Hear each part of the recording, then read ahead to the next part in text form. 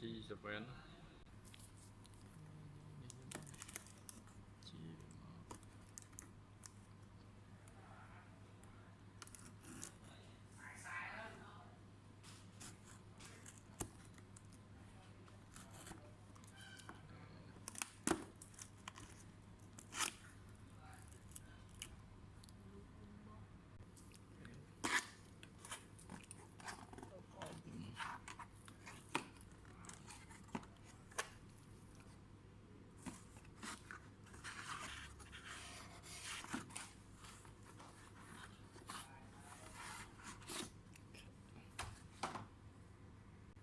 adapter ya,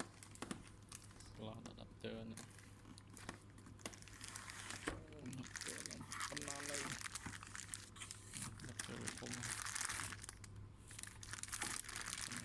mantap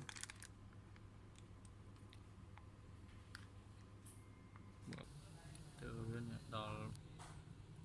đi buồn đọc muốn pin đọc về chứ từ việc lăng qua về này đánh play play sát qua về G7 là năng tỷ thay máy khôi về này cô tên nào qua về hiện về sát này cái này cái nằm bón cái bàn này tập lưỡng là nó LED về cái là những đọc về những upgrade về tới cái 32 chí bật bảo vệ xín nhầm mưa nên lừa một cái được đặt vòng 7 chí chứ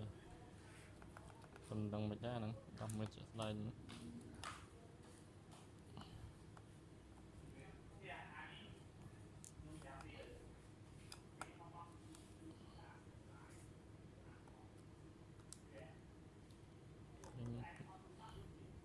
tích giờ đòn đi nó bật hòn tích còn có mấy mình đi mình pre biết đạt chân nhà pi cọp sang hàng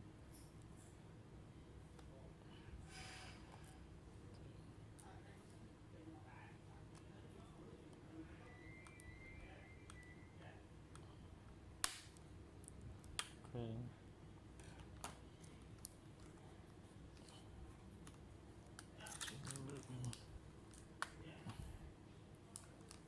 tapi mình pre những bạn này thì bị ai được vì để những đọc tới video này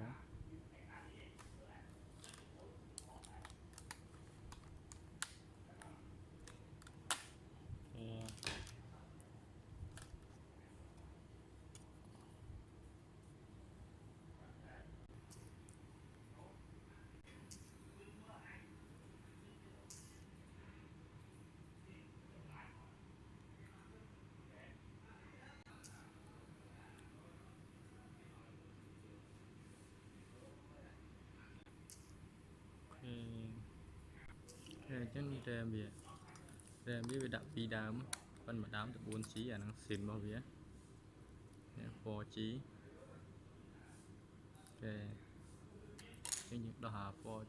4 chí nên tới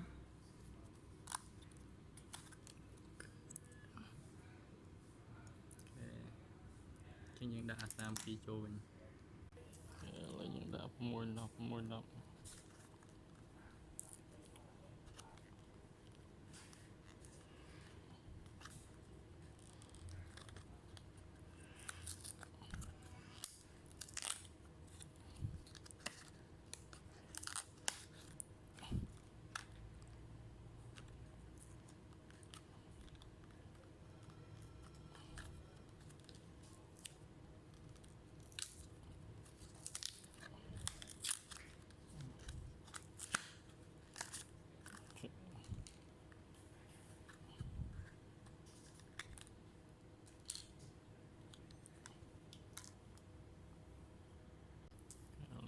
chỗ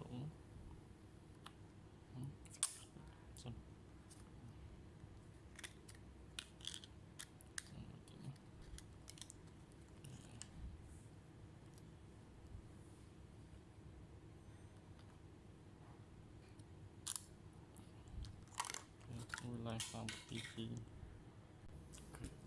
trồi mà nhưng sợ là lớn chỗ muốn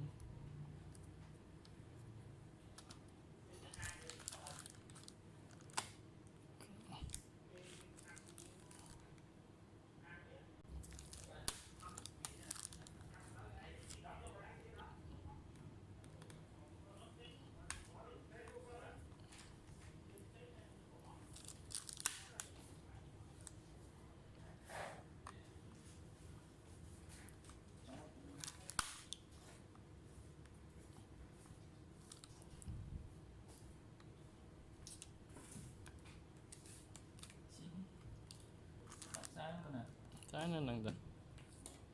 xa nè xài máy rồi khơi đặt máy cả so bật vô so đôi micro nó nè so đây khơi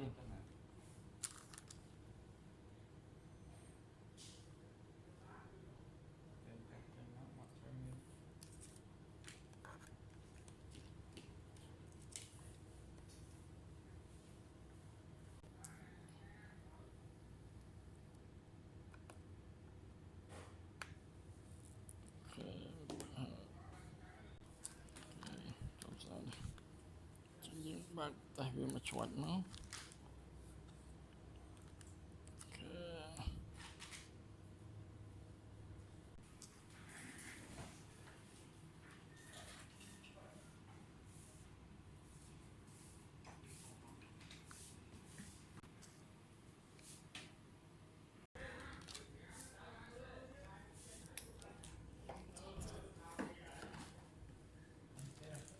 thót nữa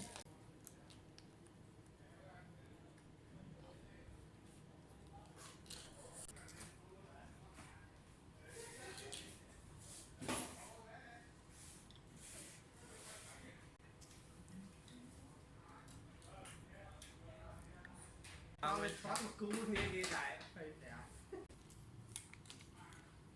cô ngay muốn khơi mưa tao ấy nè này sao bên mưa